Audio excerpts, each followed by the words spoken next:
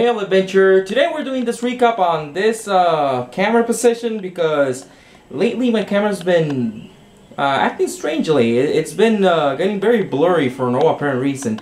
So proof of concept, I'm putting the camera there, and I have no fans on today. So I was thinking maybe the fan, it's making the camera blurry. So we'll see. So today's recap, I'm gonna be dying of heat. Have a bit of cold water next to me. So today's session, we skipped last week because one of the players was traveling. He came back, we played. So the players go over to Ord.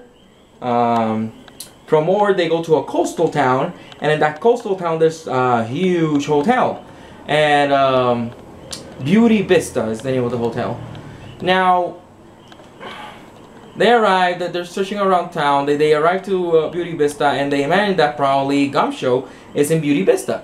So when they're gonna go inside, it costs 1 gold crown to get inside Beauty Vista. It's a very expensive place, so much so that you have to pay to even look at the place. They realize that their money was stolen. They failed their detection rolls to notice that the person that stole their gold crowns. They snoop around town a bit. Mostly the dwarf was able to do it because the dwarf has a high streetwise score. And they arrive to the place, the person that stole their gold crowns. And he presents himself. He says, I am Cupid. I only stole it, and I wanted to see how long it would take for you guys to find it, because I think I know the cut of your jib, and I think you guys are crime bosses, and we are in dire need of a crime boss, because apparently an investigator came here on vacation, and he basically cleaned out the whole town. So much so that the manager, the owner of the hotel, was so satisfied with that business is booming because there's so little crime now, that they're letting him stay at the hotel for free for as long as he wants in the penthouse. So okay, they have it confirmed. Gumshoe is at the hotel, and it's gonna be very tricky to get him out of there. Now they agree to allow Cupid into their group, because they're like, okay, we are in need of people. We have to go back to Signar, to our town, because it's getting destroyed by the 4 horsemen. And Cupid was like, wait, the 4 horsemen?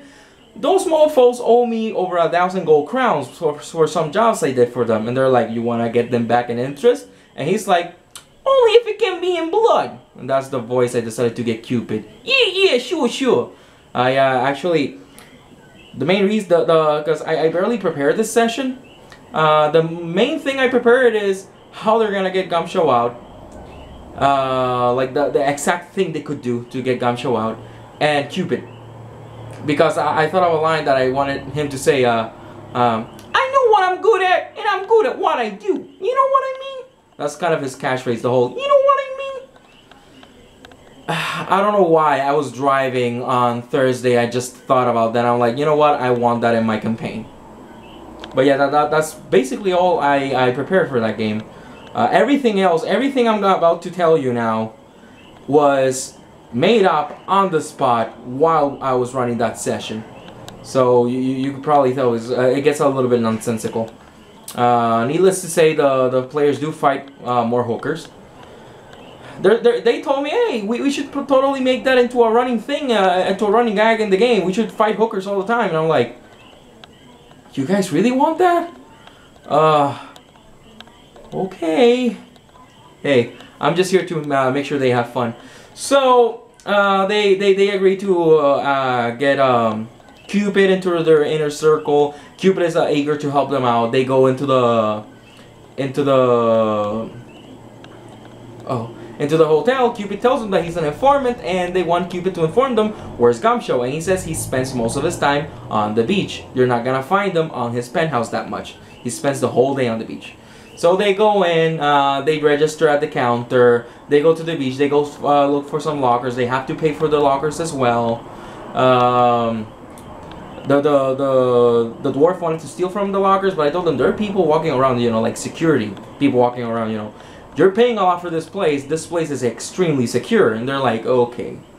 So they go to the beach, and they're rolling, their detection skills to see if they notice somebody like Gumshoe, short hair, very thick, bushy mustache, golden tooth, and they find the guy. They find the guy, right? And at the end, because they're like, what would Gumshoe be doing at a beach? And they're like, well, he's a recluse. You know, he's very reclusive. So at the end of the water, they look at the water, and very, very far away, they see a guy in snorkel. They're like, that has to be Gumshoe because he's all alone. The dwarf swims there and looks under it, and the guy gets startled, and they realize it's not Gumshoe. And they're like, okay, that's not Gumshoe. Let's keep looking. They notice there's a very muscular, bronze-tanned guy on a beach chair, soaking in the rays with a lot of girls around them. Clean-shaven face, very pretty-looking, hair slicked back, and all that. I told them, because they're like, what do we notice in the beach? And I'm like, well, this is the thing that sticks out the most. And they're like, well, we want to look to the other side of the beach, the furthest away from that guy. And I told them, well, there's a guy on a chair, not a beach chair, a regular chair, reading the newspaper. And they're like, it's probably Gumshoe, because only Gumshoe would be reading the newspaper over here. And, you know, they have very skimpy bathing suits, because they paid Cupid to get them some bathing suits, because Cupid has all the connections after all. And one decides to go underneath the newspaper, and the other one over the newspaper to surprise them with their boobs and cleavage. They do that, and there's a man with a mustache there, and he's like, oh, ladies, what can I do for you? You know, he's very surprised, and it's not Gumshoe. And he says, oh, I used to be a lifeguard, how can I help you guys? And they're like, oh, the human says, my fiance left me here, and he ran off, and I don't know where he is. And he's like, well, not on my watch, I'll get him for you. What does he look like? And they basically describe Gumshoe. And the guy goes, and leaves, and he's gonna go get that guy. So they actually decide to stick around and wait for the guy. The guy appears, and he brings a guy, you know, a guy is hogtied, and he throws him on the sand, and he's like, oh, how dare you abandon that pretty lady there? She was to be your wife. And they're like, oh, let's check him out. And, you know, they open his mouth, and not Gumshoe, no golden tooth. And they're like, it's not him either. And they're like, oh, sorry, it's not him. And he calls for some people and pick them up, and he's like, he whispers something, and I said, you guys want to roll your detection rolls? And they're like, okay, they roll the detection rolls. And he says, make it look like an accident. And they're like, oh crap, no, is he gonna kill him? Blah, blah, blah. And I'm like, are you saying that in front of him? And they're like, yeah, but in 5 can't. You know, the secret thief language. And I said, oh, okay. He responds in 5 can't. Don't worry, it's what I do. No, it wasn't that. He says, oh, you too. And they're like, what? And he says, oh, this is what I do. That's when he said that. He's like, oh, it's nice to see, you know, people from this business here. And they're like, what is going on? And he's like, well, accompany me to the bar at the beach. And they go there. He buys them some drinks, and he tells them, have you ever heard of Papa? You know, the catchphrase Papa kills. And I tell the dwarf that he can roll a streetwise to see if he ever heard of that. And I was like, he rolled really good. And I said, yeah, he used to be an assassin for hire. He was also really good at cleaning up the place. You know, like if you wanted bones, like completely dried and clean bones of a person appear in his house, and his flesh appear in his workplace, that guy Papa could make it happen. And they're like, whoa. And Papa's like, yeah, but I've been retired for 2 years, but you know, it's what I've been doing for my whole life. I am looking for some work, and you know, you guys obviously have a lot of money because you're here in this hotel. So, do you need somebody? And they're like, well, we could use somebody that can clean up after themselves. So you know, they hired Papa as well. Because the point what I wanted to do is get Gumshoe, but if they couldn't get Gumshoe, at least I wanted them to be able to get a new crew, because their old crew disappeared, and they didn't even really have any names, those NPCs. So these guys actually do have names. They keep looking around. So they asked Papa if he's seen more guys that look like him, like with the thick mustache, and he says, yeah, around the beach there's around 6 of us around the beach. and I actually had a D6, and I had it up to 4 because you know they already had the guy in the snorkel and Pawpaw, and then they go around. Oh man, it was funny.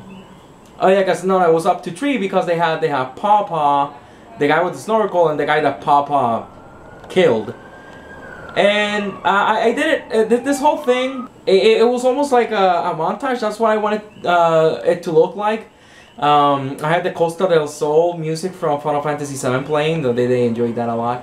So you know, like, everything that was happening sort of fast because I wanted to look like a montage, like one of those comedy movie montages in the beach. And they actually go, because I'll be honest, I forget the order. Because I think the Pawpaw thing was the last thing the second to last thing they did. So I am a little bit confused on the order of events. But one of the things that happened was they were also walking through the beach, and to another bar they see 2 guys that look like Gumshoe. And the human, I keep forgetting the names of the characters, Wintera's character, actually walks behind them and goes up to them. And she tells me I'm gonna hug them both, say, hey, what's up? And I tell her, well, before you do that, they turn to each other and they kiss each other. And they smile at each other tenderly. And she's like, okay. And she's like, well, do they smile? Yeah, they smile at each other. And she's like, well, do any of them have a golden tooth? And you know, they're like, oh, okay. So that's 5 down.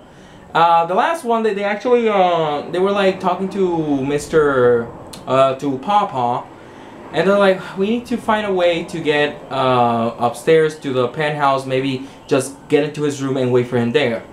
But you need a key to be able to access the lift. And Pawpaw's like, well, you take my key, and you say just give it to me once you're done. And they're like, oh, okay, we'll do that. And they go inside of the hotel, and once inside the hotel, a guy that looks strikingly like Gumshoe looks at them and starts running away. And they just run pelt after him and just jump the guy. Poor guy didn't stand a chance. Yeah, because Wintera, she takes her purse and throws it at the guy and hits him over the head, and the person has over 100 gold crowns, so the guy was knocked out. They get on him, they see his face, he's not Gumshoe. He's like, oh, please let me go, don't kill me. And they're like, why did you run? What do you know? And he's like, oh, no, please don't kill me. And they're like, you're not, we're looking for a guy and you're not him. Why did you run? And he was like, you've been knocking off guys with mustaches, and you guys have been stalking guys with mustaches the whole day. So I have a mustache, so I ran away as soon as I saw you. And they're like, oh, had to be that. So they let him go. They go up to the lift. They go up to the penthouse. Penthouse, you know, penthouse room is the whole floor. It's just one big room, and they actually sneak in. There was a guard in front of the door, and they're like, "Oh, we're here to service him." And they rolled their deception roll. They succeeded. They were able to go in, and once in, they do a couple of steps. They're gonna start, you know, rummaging through his things. They hear the door close behind them, and they hear, "Oh, so you're finally here?" No, not finally here. Oh, so why the hell are you guys here? I told you I don't want to go back to that town yet. And they see the very muscular bronze guy behind them with a very smooth skin, and they're like, "Gumshoe?"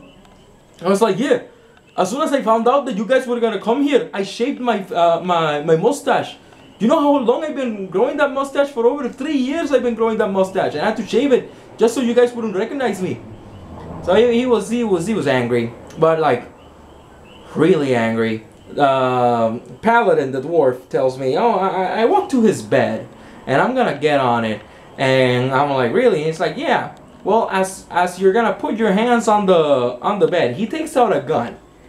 And you notice that this gun has something interesting on it. It has like some runes etched onto the side, so you recognize it as a magelock pistol.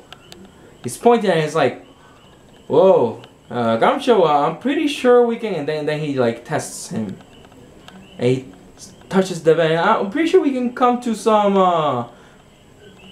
No, yeah, he tells me that he goes like this, raises his hands, and then starts unmaking his straps on the back. and Gamsho just takes out a rune shot and puts it inside of his Magelock pistol. And I tell him, you see runes floating around the Magelock pistol, and he points at you, and you see ire in his eyes, and he's like, whoa, okay, this guy means business. To be honest, I was actually planning on shooting the characters, the players, the characters of the players, the PCs. I was actually planning on shooting the PCs if they hadn't left at that moment. So they leave. They're like, okay, well, we'll leave you alone, and they leave. So what they do then is they're trying to figure out a way to get him to go with them. So Wintera says, let's buy a room for the night. And they do. The room was 25 gold crowns. And they're like, ugh, damn, that's harsh. So they decide to spend the night. Paladin tells me, you know what, this place is costing us too much money. I'm gonna work, and I'm gonna work some of that money back. So he actually goes to a bar, starts hitting on a guy that appears to have a lot of money. Actually succeeds. They go upstairs, and the guy actually asks him how much, and he's like, how much? And it's like, yeah, how much? And I tell him, apparently this guy thinks you're a prostitute. And Paladin's like, can I roll streetwise to see how much is the dwarfs going for? And I'm like, yeah, usually 75. And he tells the guy 100, and the guy tells him deal. So he made 100 gold crowns out of giving the guy sexual favors. Prostitution in my games, yay! But you know, playing with adults here. Them's the breaks. So while he's doing all that brouhaha, Wintera tells me, well, I'm gonna go to the beach, and I'm gonna play around with the girls that are playing around Gamsho. And I tell her, you notice that Gamsho is visibly, physically annoyed. So after a while of like, sometimes like giving a glance to her, he just gets tired and he just leaves and goes into the water. All the girls go behind him, and she goes behind him as well, and they start playing in the water. Gamsho's like trying to keep his distance from her, and but I tell her, roll a detection roll. She rolls, she succeeds, she rolls really, really exceptionally high and exceptionally well. And I tell her, you notice that Gamsho is giving you a lot of looks, side glances, but these aren't side glances like the ones he was giving you on the sand. These are glances that he's giving you that he's checking you out. And she's like, really? So she starts like nudging towards him a little bit. And, you know, she uses a physical seduction roll to put her cleavage near him. It's like, hey, how are you doing? And he says, I tell her, he grabs you by the hand, by the arm, and starts walking with you briskly to the hotel. And all the girls look annoyed and angry. So they go up to the penthouse, and he tells her, you know, there's been a lot of things between you and I, like a lot of tension, and I just wanted to say. And just glumps her, and you know, I tell her, whatever, you have your way with Gamsho that night. It's actually something I've written before, that he actually had the hots for her, but you know, since he's a cop man and she's a criminal, can't happen. But since, you know, he tells her, no matter what happens here stays here. Even if we go back to Signar, even if you see me at Signar at some point, this never happened. I'm not gonna care about this. I have a lot of pent-up frustration, and I've liked you for a long time. So they do their thing, they wake up snuggling and all that stuff. So that morning, the players get out of their respective rooms with their respective suitors.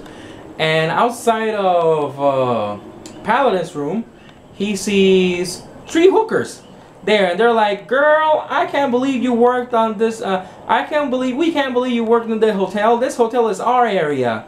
So either you give us the money you made out of him, or get ready to get shanked, bitch. They actually pull Shanks out. And he's like, crud, I don't have any weapons. Crud, crud, crud, crud. When Wintera gets out of her room, she sees a lot of the girls that were next to Gamsho. And they're pissed off. It's like, oh, how dare you take our man away? He was ours. They don't have Shanks or anything. They're just like, you know, they're gonna brawl her. And they roll initiative. Wintera goes first, and she just does her fire spell, her Warcaster fire combustion spell, whatever, on one of the chicks, and like she gets really burned, and they just scream and run away, and she gets on the lift and starts going down. Paladin, on the other hand, decides to. He tells me, when I closed the door, did I put the lock on it? And I'm like, no, you opened the door, left, and you never locked. And it's like, I get back into the room and I lock the door, and I'm like, awesome. When Tara's luring is going down in the lift, she sees the girls attacking a door. She notices, through a successful notice roll, detection roll. I mean, she notices that Paladin is beyond the door, and she goes over there and she tries to like put makeup on and dress up like one of them. It's like, what's going on? To try to get them like to try to get some information out of them or something. I think. And they're not buying it, and one of them turns to shank her as well. And well, when Tara just burns one of them, and they all run away. Sorry. So they decide we have to go over to Cupid and see if he can help us out, like give us any info that we could do to get Gumshoe out. So they go back into the alleyway. They also wanted to get some dresses. Girls are what girls do, I guess. On the way there, a bunch of skanks and hoes, prostitutes, women of the night, if you will, working women, surround them, and with them, their pimp, Mr. Purple. And he says, I hear you've been hitting my girls, and I heard you've been working at the hotel. Now, that's my jurisdiction. So either pay kindly, come work for me, or you're going to receive the bad end of my bullets.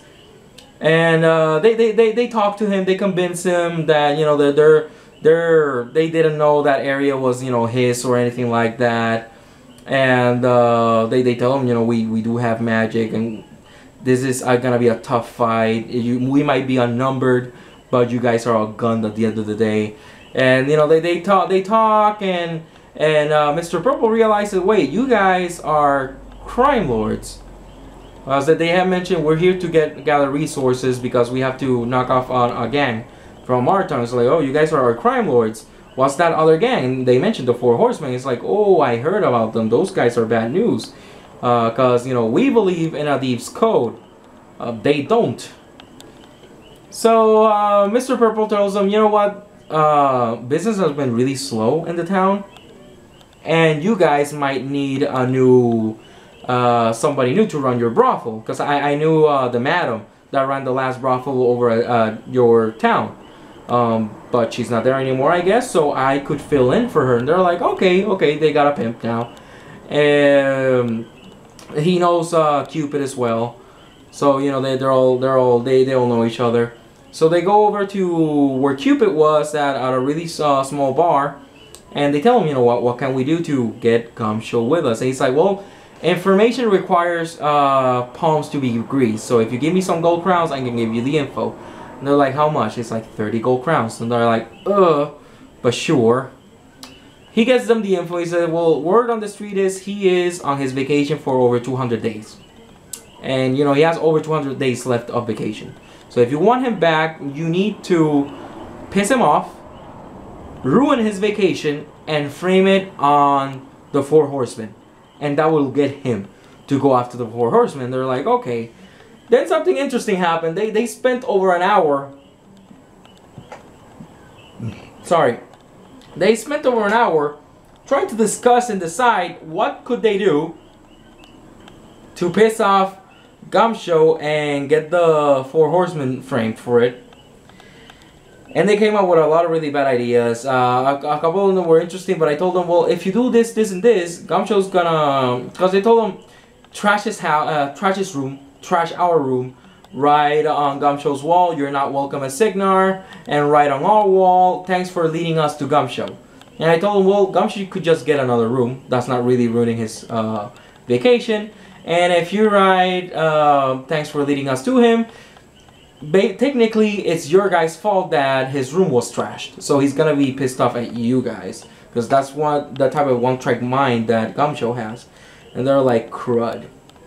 They're discussing back and forth on the room what they could do. There's a knock on the door. They open it, and there's a bellboy, a bellhop, with some flowers directed for Winter's character. And they're like, oh, does it have a note? And it says, yeah, it's just a G. You know, it's like, oh, it's probably Gumshoe. It's like, oh, so sweet. They enjoyed that little detail that Gumshoe did for Wintero's character. So afterwards, they're pitter pattering. They're like, wait, Gumshoe really likes you. So they discover a couple things. Gumshoe really likes her, so they probably could have some people dress up as 4 horsemen thugs, beat them up, so Gumshoe would go after them. And they thought it was a good idea, but I told them, again, one-track mind, he's not gonna care. He's gonna ask you to stay with him at the hotel, and if you leave, then he'll just cut his losses. Like, well, you left, that's it. He's not gonna go after you. You know, 200 days of vacation time in this really nifty hotel. He's not gonna leave. You know, he's a good guy, but, you know, vacation time, he barely gets any. Because I'm letting them know, you know, this is a one-track mind. You really need to ruin his vacation. Then they actually found out that there's a new hotel. Sorry. A new hotel is gonna get constructed in that town, and it's gonna be directly opposing the old hotel, Beauty Vista. And they're like, oh, is the manager like doing any shady stuff? And they found out that the manager and the owner of Beauty Vista is trying to get some dirt on the new hotel owner through some shady means. And they're like, oh, maybe we could put that Gumshoe's investigating him to discover those shady things. And I'm like, that could be good. How would you tie that to the 4 Horsemen? Now, what they could have done is they send them a note with the 4 Horsemen symbol saying, we fed the information that you are investigating the manager, signed 4 Horsemen. They could have done that. It could have been that simple. They didn't think about that, however. They're still going with the idea, you know, like let's get attacked, and after we get attacked, Gumshoe's gonna come and help us out. That's still the idea they had. And I'm like, okay. So once they go to Cupid to ask for the thugs, it was funny because they tell Cupid, get us the biggest thugs you can get. And he's like, okay, I need this much money to get those thugs. And they give him the money. And he's like, okay, I'll get the thugs. And they explain the plan. They don't explain the plan about getting attacked. They explain the plan about telling the store manager that Gumshoe is investigating him, but they're still not tying it to the 4 Horsemen, because the point is get Gumshoe kicked out of the hotel, and then find something else to tie it to the 4 Horsemen. And I'm like, kind of convoluted, so I threw them a bone, and I said as Cupid, why not tell the manager that Gumshoe is spying on the hotel for the new manager of the other hotel.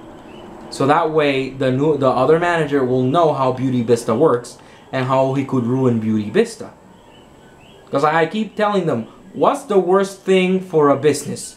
And they're like, a scandal? And I'm like, not really. What's the worst thing for a business? And I'm like, the correct answer is competition.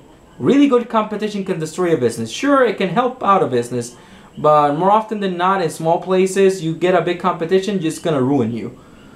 And they're like, oh, okay, and they can see it. They never told Cupid that they wanted the thugs to attack them, so Cupid, this is Cupid's mindset. I'm gonna use the thugs to rough up Gumshoe after it's discovered that he has been spying for the new hotel owner, and something like that, and I'll have them give them the pocket watch that Paladin stole the last session that was owned by one of the 4 Horsemen, and say, you know, the 4 Horsemen send their regards, and gives them the pocket watch. Ah, my neck. Now, later that night, they're still planning about, you know, once the hit gonna be, and they're still thinking they're gonna get attacked. They weren't gonna get attacked. Knock on the door. They answer. Bellboy gives Wintera's character a note, and she reads it. Sorry, reads it. And it says, meet me at this restaurant at 7 p.m. Gumshoe. And she's like, he's gonna take me out to dinner. So they do, they go eat. The paladin, the dwarf, she's because a female dwarf. She's spying on them to see what happens, you know, kiss the girl and all that stuff. Some trollkin dressed as bellboys that work at the hotel come in, grab Gumshoe and take him outside. And they start roughing him up, and they see that the manager, the owner of the Beauty Vistas there, he's like, and to think I let you stay for free in my most expensive room, I spit on your thigh. He spits on him, and he's dirty spy, and then leaves. And one of the trollkin get near and starts whispering something to him, and they, you know, they detect what it was. It says, the 4 horsemen send their regards, and they throw the pocket wash on his face, and Gumshoe is livid and he's pissed off. Now, here's something that happened a little bit earlier. Paladin had guessed, we can make it seem like the 4 horsemen are attacking him from this far away, because why would the 4 horsemen threaten somebody, the really good cop that's not even in the town anymore? And then I'm like, that's not the point. The point is one-track mind. And I've been telling them, not telling them, I haven't been telling them, but I have been showing them that Gumshoe has a one-track mind. He follows whatever's in front of him. If you tell him that the 4 horsemen did that, he's probably gonna think the 4 horsemen did that, unless you give him a reason not to think that. So, you know, I was banking on that, but they didn't. So I had to nudge them a little bit on that area, because if not, they were gonna stay there. Again, it was late at night, and they sort of had it, but they didn't. So I threw them a couple of bones until I cracked their skulls open. I just put the idea in there, basically. So Gumshoe looks pissed the heck off. He's walking very strictly straight to the train station that's in that town. But that train station is not meant for passengers, it's just meant for cargo. And he goes to the people that work at the train station. He points at them with the matchlock pistol, already loaded with runes glowing around. And he says, I need to get to Signar now, when we're leaving tonight. And they're like, no, but we can't do that. And he's like, he points it at their face. And then, you know, shit hits the fan, because then the characters the players are trying to calm Gumshoe down. And it was a bit of a one-liner, funny line that I wanted to, it just occurred to me at the moment. Because Paladin tells him, Gumshoe, you're gonna go to jail. You're gonna be viewed as a bad cop if you do this. Think of your job.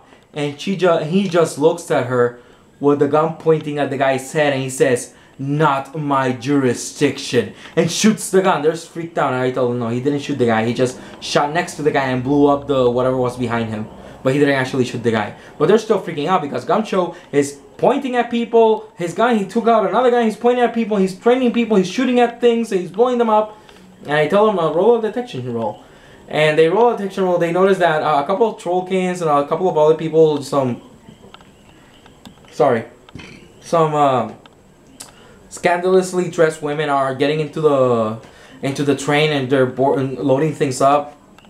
The players had acquired a carriage a little bit before that, because of a guy that was moving around with the carriage, but they gave them 2 gold crowns as a tip, and he was so happy that he decided to stay with them the whole while, even though he was supposed to return a day afterwards. So he got fired from his job, but he said, you know what, I got fired, but I'm keeping the damn carriage. And they're like, well, come work for us. And he's like, yeah, so this carriage is yours now, and I'm gonna be your driver from now on. So that made them happy. So they said, Gumshoe, look, there's already people getting on the train. Let's just get on the train, let's get out of here. And just Gumshoe gets in there. He goes to the front of the train. He's just there in the driver's part of the train the whole while with his gun out, really pissed off, bags up to here. He hasn't slept in 4 days. They're at Grand's Helm, and in Grand's Helm he just bolts directly to his house. They're freaking out. They're like, you know what, let's give him some time for him to collect his thoughts, and then we'll talk to him. And they go back to their place, to their base of operations. They're asking, you know, how are the 4 horsemen doing here? And they're like, well, they're pushing military grade weapons on the streets now. So things are getting pretty bleak, and they're like, crud. After a while, they go to the police station. They ask, have you guys seen Gamsho? And they tell them the same thing. Gamsho is in vacation, and they're like, oh, he hasn't reported to work yet. Crud. In reality, is it was just the same day. So Gamsho, he's still making his battle plans in his house. So they do actually go to his house later. They find Gamsho, and they find plans, floor plans for the brothel. And he tells them, this is a floor plans for the brothel.